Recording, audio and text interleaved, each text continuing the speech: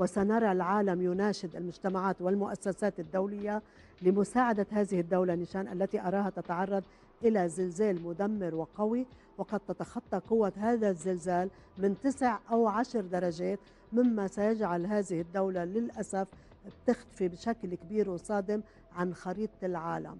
هيدا ببلد بعيد طبعا، مش دولة عربية. حتى لا، لو بعرف مين مش رح أقول. ما رح أقول. لبنان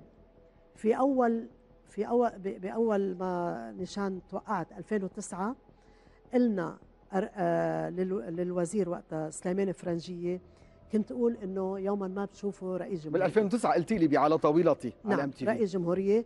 واليوم بعد مرور سنوات رح أقول بالعامية رح يجي يوم ونشوف سليمان بيك فرنجية رئيس للجمهورية، ولكن ما بين سليمان بيك فرنجية وقائد الجيش العماد جوزيف عون أرى الحظوظ تتأرجح ما بين الاسمين خلال الفترة الراهنة على الأقل، ولكن سيبقى موقع وتوقع سليمان بيك فرنجية عندي كما كان، لن يتبدل ولن يتغير.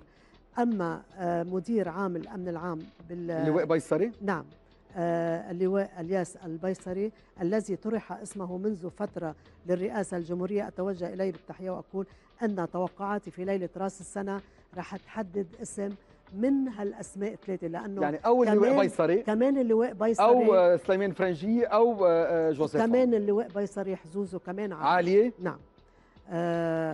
سليمان فرنجية إذا مش هلا يعني بعد 6 سنين؟ لا ما بعرف، الوقت دايما بيضربنا نيشان، شو بيصير وشو بيبدل ما بعرف، لكن أنا بوعدك بعطيك الاسم على راس السنة. اللواء بيصري، سليمان فرنجية، جوزيف عون. ما بتسمع؟ نعم سنرى أبواب الهجرة مفتوحة ومن عدة سفارات دول أجنبية حول العالم.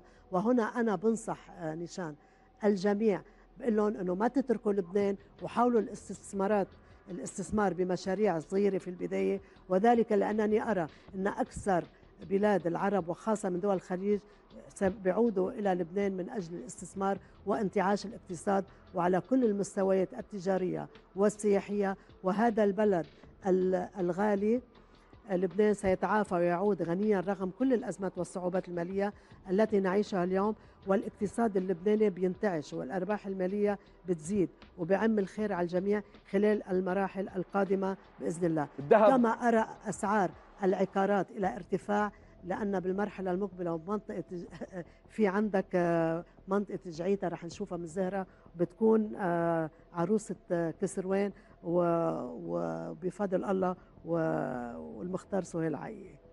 وهذا بتجيبي سيرته انت للمختار. طبعا الذهب لانه هو اللي رح يشتغل. الذهب ارى ان كل المودعين، الذهب رح احكي عنه بس عشان ما ضيع نيشان، ارى ان كل المودعين الذي خسروا اموالهم في البنوك اللبنانيه سوف ياتيهم الفرج ويتم التعويض عليهم من خلال مبالغ ماليه عندما يحين الموعد المحدد. والمفاجاه ستكون من المملكه العربيه السعوديه وقطر والكويت والإمارات. وأقول للذين فقدوا أموالهم ما تيأسوا، فالفرج سيأتي وستقولون شكرا جزيلا لقطر والسعودية والكويت ودولة. انتهت الحلقة، شكرا إلى اللقاء. خلص هذا اللي بدنا نسمعه كلنا. سيغطي أرجاء منزل أحد الوجوه الإعلامية اللبنانية جراء موت مفاجئ أو حدث مؤسف، وبنرى عدد